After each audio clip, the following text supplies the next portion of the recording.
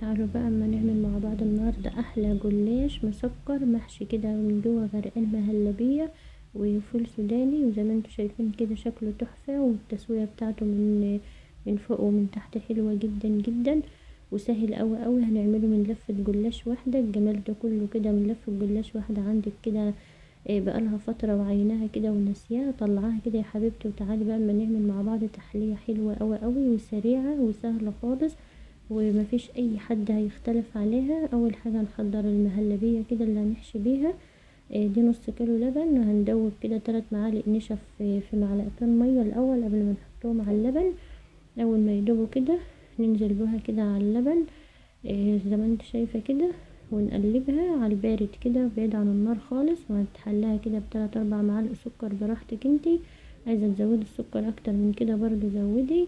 وهتقلبي كل ده على البارد، وهترفعيه على نار كده هادية خالص لغاية لما يوصل للقوام ده كده، قوامه كده مظبوط قوي. هتطفي عليه النار بقى وتفضيه في طبق او على صينية او حاجة عشان يبرد ويتماسك بقى كده عما نوصل للمرحلة بتاعته كده. خلاص اهو ان فضيناه في الطبق يبرد بقى وتتماسك مع بعضها كده عما نيجي نحشي بقى الجلاش الجميل بتاعنا. بقى هنبدأ بقى نعمل الشربات. معايا كوباية سكر واحدة بس، هنحط عليها كوبايتين مية. المية اللي انا حطيتها دي مجين بنفس مج السكر، وهنرفعهم على النار على نار هادية برضو. اول ما تغلي بنعصر لها عصرة ليمونة وبنشيلها خلاص على كده. وهنحط كده مكعب زبدة برضو نسيحه على النار. اول ما يسيح كده هنشيله على طول. ومعانا دي لفة الجلاش الجميلة بتاعتنا اهي، عادي متكسرة مهرية مش هيجرالها اي حاجة. هنفردها على صينية كده وهنغطيها بفوطة، ونبدأ بقى نشتغل منها كده واحدة واحدة. الزبدة بتاعتنا اهي يا دوب ساحت بس اهي، حتى لسه فيها كده حتة مساحتش، هتسيح مع نفسها كده. بنجيب الصينية بتاعتنا اللي هنشتغل فيها وبندهنها كده معلقتين زبدة حلو كده عشان الجلاش ما يلزقش فيها. وبنجيب الجلاش كده ورقة ورقة. في الوصفة دي ما ينفعش تحط الجلاش ورقتين 3 مع بعض، عشان احنا عايزين يبقى مورق وجميل وطعمه حلو اوي ومقرمش. بترص كده ورقة ورقة، وبتتني كده الورقة من كل اتجاه، يعني كل تانية تنية الجهة دي مرة، بتتني الجهة التانية مرة تانية. ما بتتنيش كل التنيات في اتجاه واحد وتسيب الاتجاه التاني فاضي. يعني زي ما انتوا شايفين كده يا حبايبي، تتني الاتجاه دي، والمرة التانية تتني الاتجاه التاني، وتدهني على طول كده. يعني تدهنها زبدة كويس كده عشان احنا عايزين الجلاش يبقى مورق كده وجميل. اهي بتتني كده على طول. يعني بتظبطي بقى الورق كده زي ما انت شايفة. بتخليه كده مرصوص في الصينية كده وشكله حلو ومستوي، وبتتنيه كده في كل الاتجاهات عشان تبقى الطبقات كلها قد بعضها. اللي يوصل معايا لهنا بقى يا حبايبي ما ينساش اللايك للفيديو لو عجبه، ولو اول مرة حد يشوف قناتي يشرفني وينورني كده بالاشتراك. وشكرا اول كل متابعيني وحبايبي وكل المشتركين عندي في القناة. ربنا يخليكم ليا يا رب، ما تحرمش منكم بجد، وتفضلوا نعمة في حياتي. احلى متابعين في الدنيا والله، واحلى كومنتات بتكتبوها لي وبتدوني كده امل وتفاؤل واستمرار. ربنا يكبر بخاطركم يا رب كلكم. اهو زي ما انتوا شايفين كده هو ان يعني عملت معاكم كذا واحدة كده عشان اوريكي بس ان انت الورقة المتقطعة بتفرق، ولا حتى لو ناشفة شوية ما بتفرقش ولا اي حاجة. المهم التانية اهم حاجة تتني في كل الاتجاهات، ما تتنيش زي ما قلتلك في اتجاه وتسيب الحتة التانية فاضية. وبعد كده الورقة الجلاش دايما يعني تبقى 12، بنحط 6 تحت الاول، وبعدين بقى بننزل بالمهلبية اهي بعد ما اتمسكت كده وبقت جميلة. هي بتوزعها كده على الصينية كلها. بتوزعها كده على الصينية كلها زي ما انت شايفة اهي. بعد ما وزعناها كده وبقت جميلة هي بننزل عليها كده برشة سكر بودر. لو حابة تحطي، لو مش حابة ما تحطيش عادي.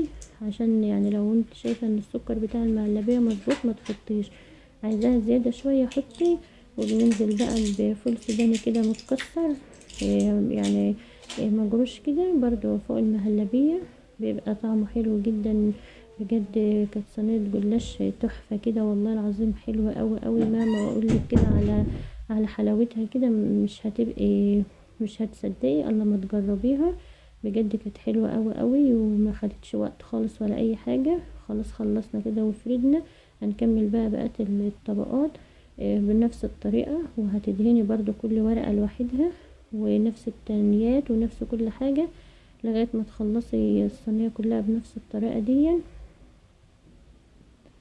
هي دي حبايبي يعني مفيش حاجة صعبة خالص ولا حاجة، يعني الورق متكسر والورق متبهدل عادي، بتتنيه كله كده على بعضه وبتدهنيه زبدة. اهم حاجة تظبطي التنيات بتاعتك في الاتجاهات كلها.